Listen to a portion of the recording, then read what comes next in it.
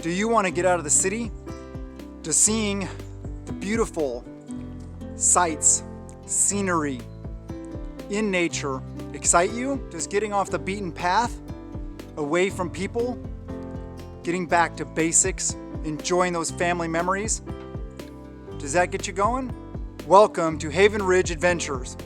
Join us on our journey. So what do you need to get started in overlanding? It's not as much as you might think. The first thing you need is a four-wheel drive, truck, or SUV, such as this one. So why do I say four-wheel drive? Because even if you don't think you need it at first, you'll end up eventually wanting to have a four-wheel drive vehicle. Some people four-wheel drive overland in two-wheel drive vehicles like Toyota Tacoma pre-runners. But in most environments, in overlanding, I feel a four-wheel drive vehicle is much better, much less chance of getting stuck and or getting yourself into a dangerous spot. The next step I recommend doing is getting your vehicle trail ready.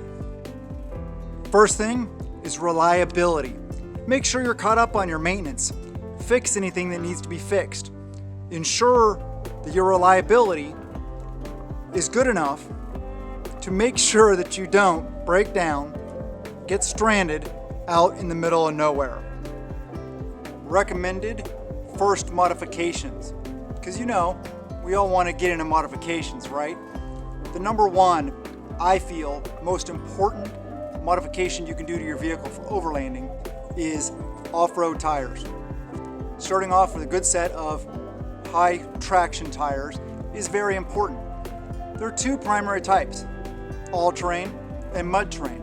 These are mud terrains. These are Toyo Open Country MTs in 35, 1250, 18 size. Mud terrains are good. All terrains are also good. All terrains tend to be quieter on paved roads. They tend to wear a little longer, but they don't offer as much traction as a good mud tire does.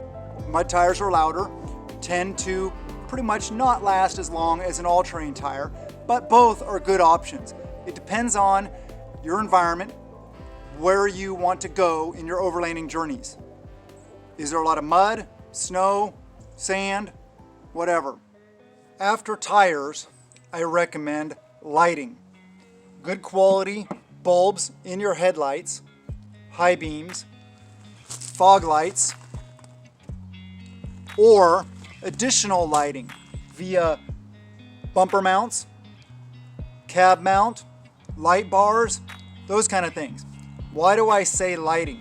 Because when you're out on the trail, it's not like driving down a street, paved roads, where you have lines and all this other stuff. You have barriers to keep you safe.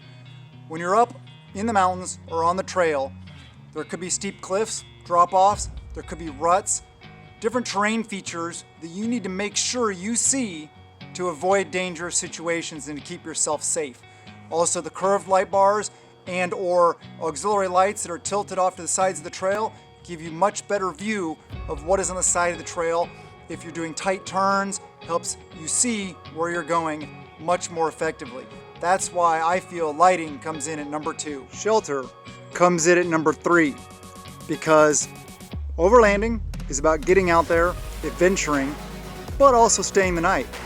Vehicular-based camping. So you need somewhere to stay, like this, a camper. There's other options, rooftop tents. You can do a ground tent. You can do hammock and tarp. There's lots of different ways to sleep safely and effectively while you are on your outdoor adventures. Some of them are much more simple, like tents. Tents are a great way to start, especially for the budget-minded. See my camper here? Yeah, it's all dirty and nasty looking right now. We're gonna clean it off, repaint it, seal it, fix it up, start stocking it, and get it in the back of the truck and head out on the trail. The biggest thing is to just start. Get out there, start exploring, start adventuring, start building those lasting memories with you, your friends, your family, whoever it might be. Get out there, start living life, enjoy the process, and don't overcomplicate your vehicle build or all this other stuff. Don't let it hold you back. Get out there and get started. Thank you very much for being here. I hope to see you out there.